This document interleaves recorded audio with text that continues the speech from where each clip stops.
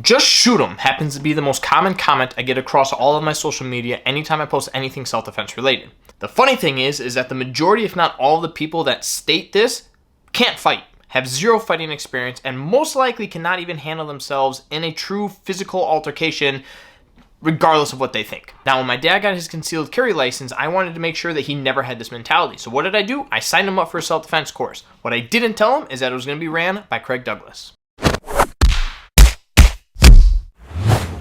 Now, for those that are not familiar, Craig Douglas of ShivWorks runs some of the best self-defense courses that I have ever seen.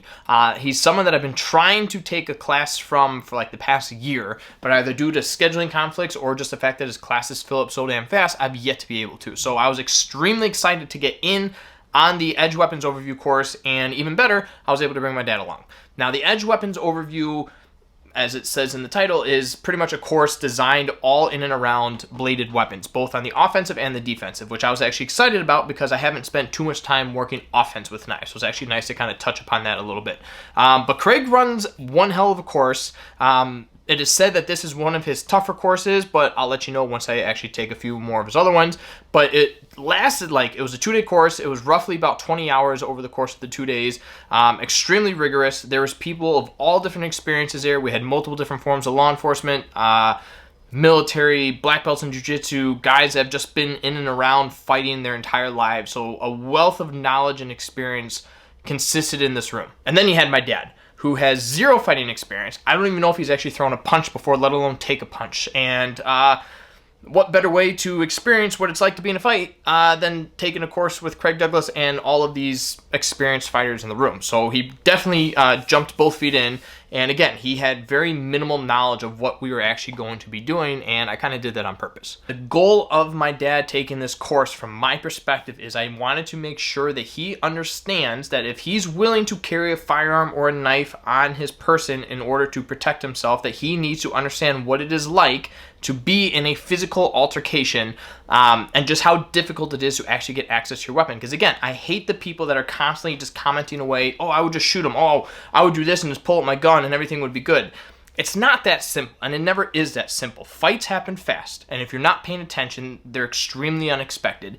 And as my dad witnessed this weekend, even if you are experienced, you will still struggle in a physical altercation. We all struggled during this 2-day course. There was not one person that thrived on all aspects. Everybody was struggling at some point, which was good for my dad to see. It was awesome for him to witness that as much as he was struggling, everybody else was struggling in some way, shape, or form over the course of the weekend. And it's just a realization that fights are nasty, fights are ruthless. There's no good place to be at any point. Doesn't matter if you're standing or on the ground. It's just a bad place to be in general. And so I wanted my dad to see firsthand and experience firsthand what it feels like, so that way it never once crosses his mind that just shoot them is a viable option.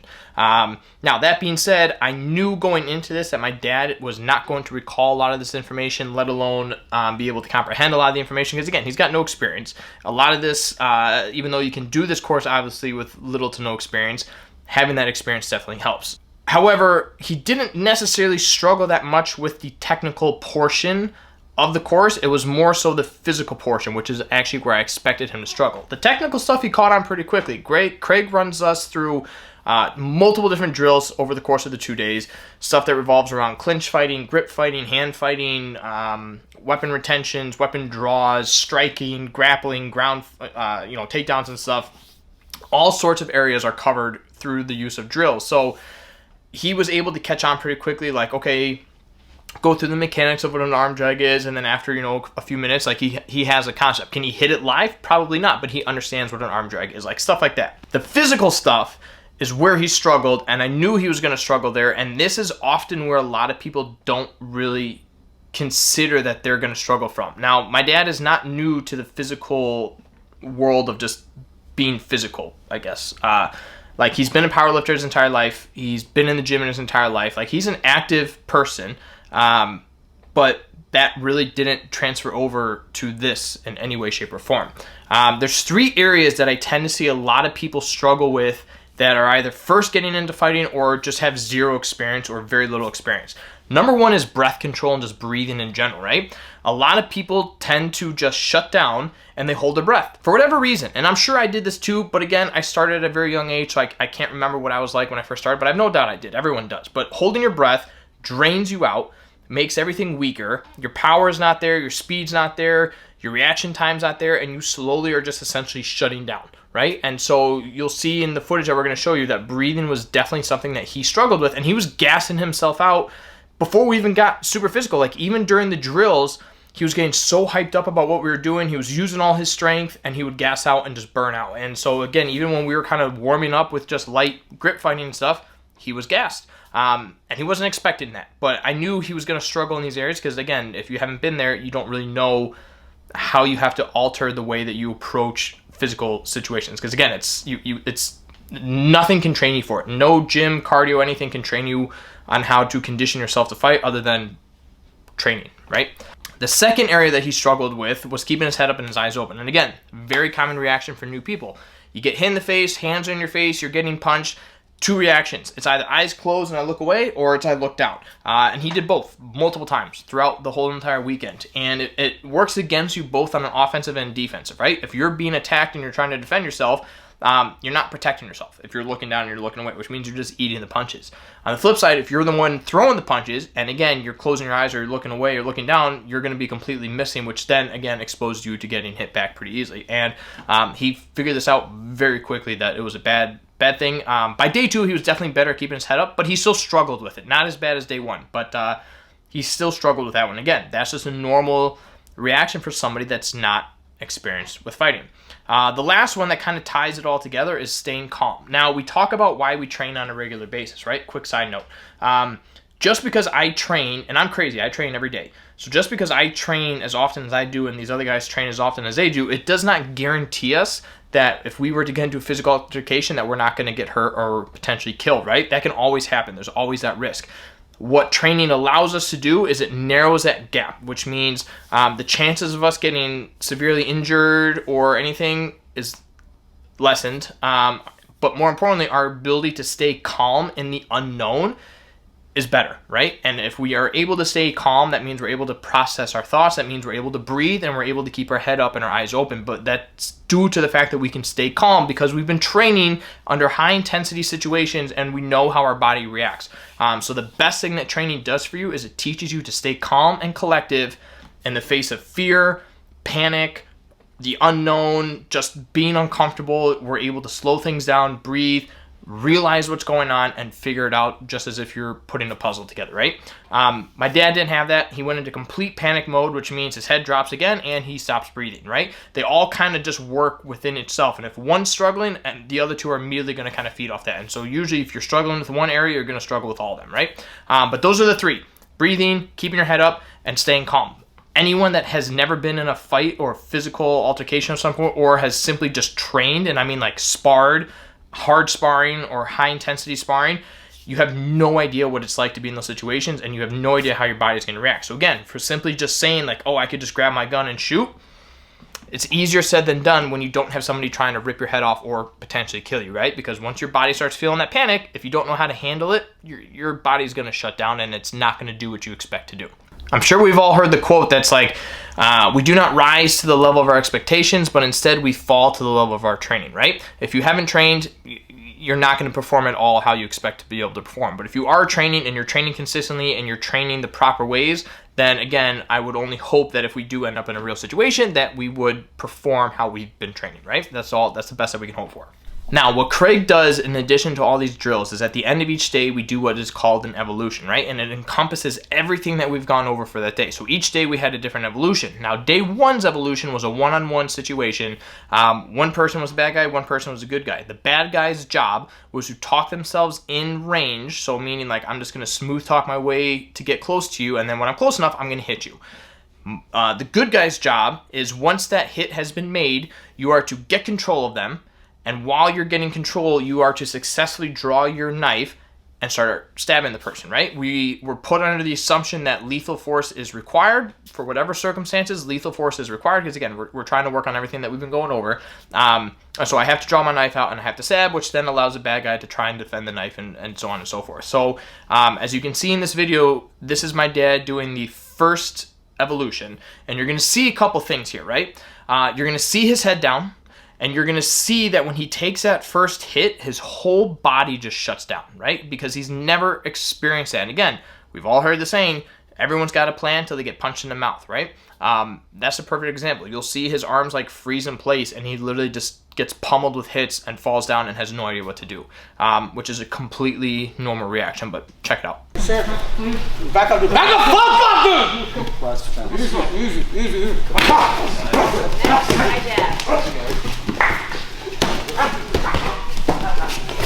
Watch the knees. Watch the knees. Watch the knees. He does get to retaliate, and now he gets to become the good guy and try and fight off the bad guy. Now, same idea. He has the right idea.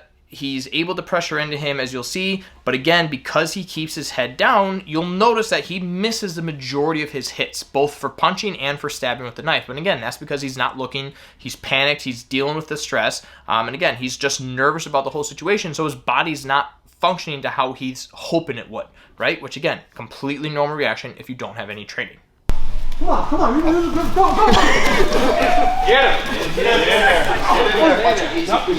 going. Get him. There you go. Stick to him. Good shot, Fred. Stick to him. Fred, keep your head up. Keep your head up. Keep hitting him. Keep hitting him. Don't close your eyes. Keep hitting him. There you go. So yes, day one absolutely rocked him. Definitely kind of gave him a bit of a reality check, which is exactly what I wanted, because again, the whole reason for him taking the course this weekend was to realize what it's like to be in a physical altercation. So day two, same thing. We did a whole bunch of drills, warmed up and everything. He still was getting gassed out, not nearly as much as he did day one. He kind of learned how to control his energy and strength a little bit, so he definitely did better with cardio on day two. Still had a big problem keeping his head down. Now, when we did one of the striking drills where you're essentially like boxing with a knife in your hand, he actually did a lot better than I thought he would. He was able to keep his head up. He was actually blocking a lot of his opponent's strikes. He was moving a lot more. He seemed to be pretty in control and calm and collective. And you can see the difference in his body language when he is calm and collective compared to day one when he was in complete panic. End of day two, we have our second evolution. Now, this one was multiple attackers, and the premise was this. You and one bad guy were going to be tied up in a clinch. Both of you have knives, right? You have 6 seconds to deal with this person, meaning that I have to stop you from drawing your knife, but I also have to try and draw my knife and stab you in the process, right? However, after 6 seconds, third person runs in. Their job is to just beat the shit out of you. So now, if you can't handle this person, now you have 2 people that you have to worry about. And the idea is just to put a lot of pressure on you. He got rocked as the bad guy in the first 2 rounds, and he almost didn't do the final round, which is in this video where he is a good guy, and I'm actually really glad that he did. He kind of sucked it up, went back in, and finished it out, and he did very well. He's still struggling in a couple areas, as you'll see. The biggest one, keeping his head down. And again, that's still a normal thing. Like, it takes a while to get comfortable having punches in your face, right? I'm not telling you to just go get punched, but it takes a while to kind of get over that feeling, right? And again, it's understanding that not every punch is going to knock you out. Go! Nice.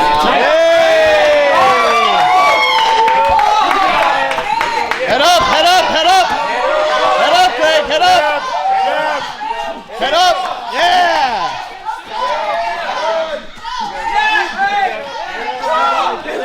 Head up, head up! Keep going! Head up! He does a nice job moving. He is able to get some stabs in. He kind of tunnel visions on one person over the other, so he'll find himself in the middle a couple times, which isn't the best when you're dealing with multiple attackers. But he still manages to complete the objective of trying to stab the person and stay alive at the same time. Definitely still struggled, but 10 times better, like day and night difference between his day 1 and day 2 evolution. So extremely proud of him. Now, you're going to see a video now of Aaron Janetti himself doing the exact same situation. Now, you can tell a couple things. One, he still struggles, which is what my point was at the beginning, that even if you are experienced, you are still going to struggle doing these drills and situations, right? Like, being in a fight is difficult no matter who you are. But a couple things that he does well that you can see the difference of between him and my dad is how calm and collective he is, right? He's able to create space effectively. He does a nice job at staying out the middle, and he also manages to put some of the bad guys in the middle throughout it. He's able to trade strikes with both targets and effectively create distance and maintain the distance. But he's able to do that because he's calm, he's collective. Obviously, he has the experience and the training to back it up, but he's understanding that even when things weren't going his way, he maintained that calm and collective demeanor, which allowed him to breathe properly, think through the process, understand what was going on and what he needed to do, and he was able to accomplish it. So if you put them up like side by side, you have my dad that was in like complete panic and just being uncomfortable majority of the time, and you can see how that translated directly over into how he fought, compared to Aaron, who's calm, collective, knew what had to be done, and was able to successfully do it, at least with less damage than what my dad had took. Now, if we're talking about like damage and stuff, yes, technically my dad would have been killed and had the shit beat out of him multiple times between both evolutions, but the purpose of that, again, is we push through it, we continue training, and we learn from it, and then hopefully the more you do it, the amount of times that you die or get severely injured gets less and less and less. So at the end of the day, I'm extremely proud of him for taking this weekend, because it was not easy, and it definitely challenged him physically more than I think he ever expected it to be. Again, he was surprised on the areas that he was getting gassed out from, and he knows he doesn't have the best cardio, but he didn't expect to get gassed out in some of the areas that we were. I think the reality check for him was what it feels like to get hit, and hit hard, and have someone continue to hit you even when you don't want to get hit, and when you're trying to just stop and get away from them. Like, they don't stop. They just are going to keep coming, right? That's the whole point of someone attacking you. They're just going to keep coming. And so we had to kind of deal with that fear and just stressfulness, pure panic mode. Like that, he went through like the definition of fight or flight, right? By day 2, he was definitely fighting more. On day 1, he was pretty much flight the entire time. So the more that you train and the more that you can become comfortable with the uncomfortable and get comfortable and calm and collective with things that you just can't control, and just learning how to manage chaos, the better you will perform and the better that you will be in the fight mode rather than the flight mode. So at the end of the day, again, beyond proud of him, couldn't say enough about that, and he even did mention that he wants to continue training because he kind of wants this stuff to become ingrained inside of him. So it's awesome to see that he's motivated to continue training, and I hope that this video encourages you to get out there and train, because in my opinion, if you are willing to carry a weapon of any sort to protect yourself, then there's no reason why you shouldn't be training the physical portion of what happens if someone gets their hands on it, what happens if someone's punching me, how can I create distance to successfully draw my weapon, or how can I prevent an attack from even happening in the first place before it gets too physical. Like, there's so many elements to fights that people don't train because they just assume that I have a gun, I can shoot good down range, I'm good to go, I'll just shoot them. And that's not the reality of violence, and that's not the reality of fights as it is. And my dad learned that firsthand this weekend with Craig and his crew in the course. So hats off to everybody there that helped out us, and more specifically helped out my dad get through the course. Very appreciative of it. He's beyond thrilled that he took it, like I said, and we'll do a follow-up video here in a couple months once he kind of continues some of his training, and we'll see where he's at. So for now, get out there and start training. Stay safe.